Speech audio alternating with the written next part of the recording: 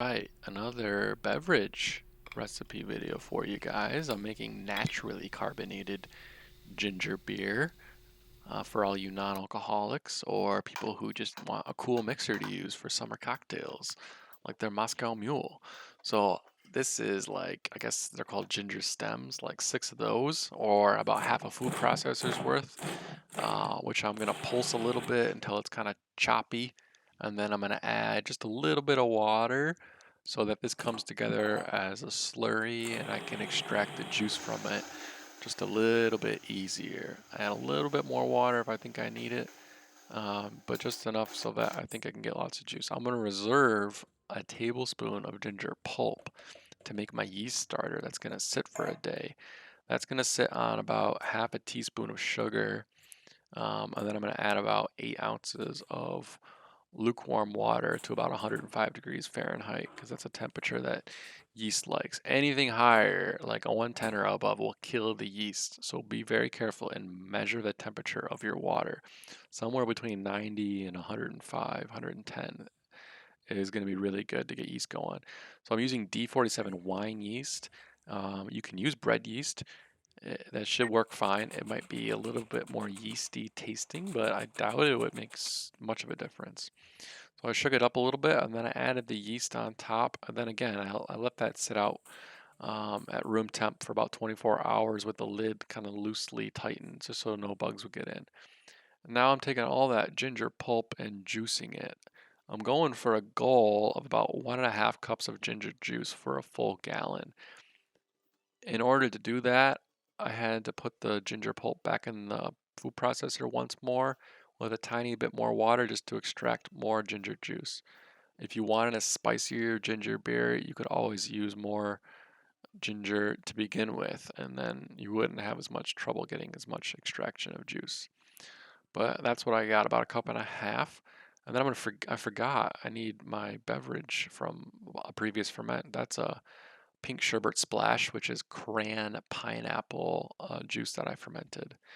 So the second ingredient besides ginger juice to this ginger beer is lemon juice. It just adds kind of nice tart acidity to it. They'll balance out the spiciness of the ginger. So you don't really taste a lot of lemon in it, but it's really important for balance. So I went for a goal of about 3/4 of a cup of lemon juice. That took about 6 lemons to get there. And these are room temp lemons because you can extract more juice at room temp.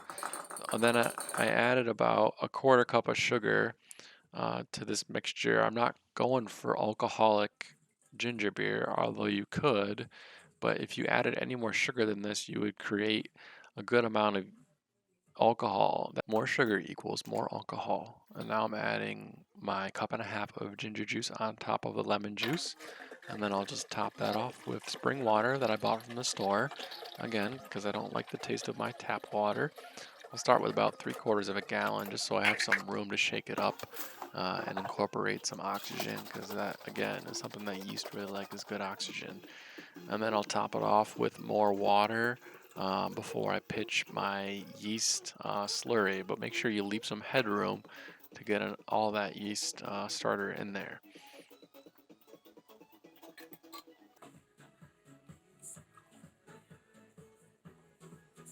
Optionally, you could take a hydrometer reading just to figure out what your starting gravity is, but honestly, it's probably more important to know your final gravity, knowing that it fermented all the way to 1.000. But this will pretty reliably ferment in about 2 days, especially if you use that yeast starter. I'm just going to pop an airlock on it, and then in 48 hours from this time, I was able to rack it off the yeast and lease and add some sweetener to it. So this is a plant-based sweetener, erythritol. I'm using about 3/4 of a cup for the whole gallon. If you like it a little bit sweeter, you can go like a full cup. But yeah, I'm gonna use my siphon and siphon it onto the top of the erythritol to kind of incorporate it and mix it together as it siphons off, and then I'll mix it a little bit by hand as well. I'm adding carbonation drops to the bottles, which is just pre-dosed dextrose, which is fermentable sugar, and it's the exact amount of sugar that the yeast need to create carbonation to make a carbonated ginger beer with hopefully without exploding it. And then I just capped all these bottles off. It's just an example here with my bottle capper. And then from the time of capping, I had to wait about 2 more days until they were carbonated. And again, probably about a week. You probably want to shove these all in the fridge just so they don't keep carbonating and explode. If you put them in the fridge, all that yeast will go into hibernation and you won't have to worry about bottle bombs. But I'm recording this about a week after, and I still haven't had any of them explode, and they're not all in the fridge right now. So these are my beauties in their bottles. Okay, this needs tasting notes because this is very good. I have tried this already and I think it's definitely worth making. Just look at how beautiful and clear. You can see right through it. It's almost like water. Well, hopefully this is carbonated. And it should be because the other ones were. You can see maybe some bubbles.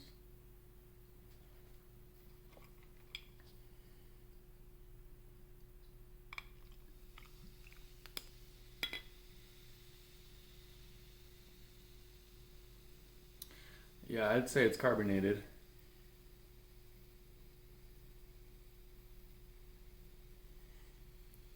And this is nice because it's like 0.5%, maybe 1% alcohol.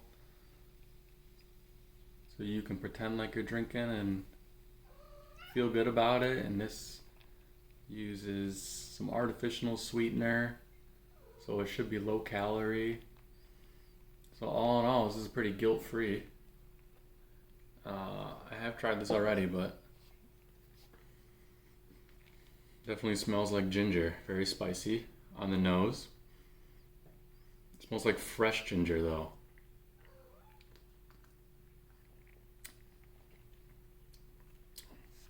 Lots of bubbles. It's very refreshing.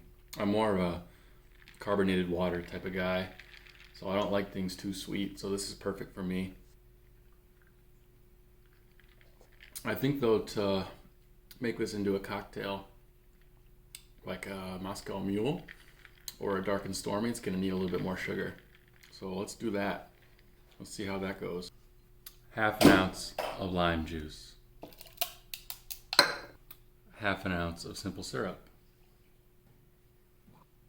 2 ounces of dark rum.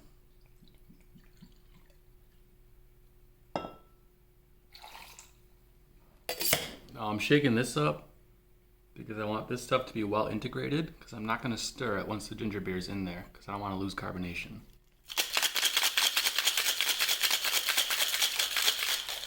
And I don't want to shake too much because I don't want it to dilute it too much with water.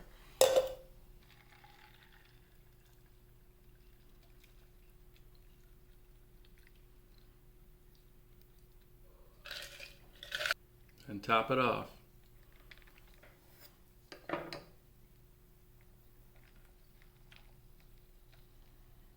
Let's see how this is.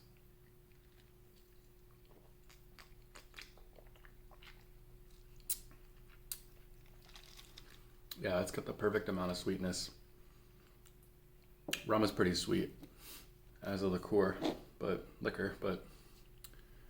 definitely needs a little bit of sugar because the ginger beer is not so sweet. So if you're gonna do this, I would do it like I did, and then just use simple syrup in cocktails, like a Moscow Mule or a Dark and Stormy like this one.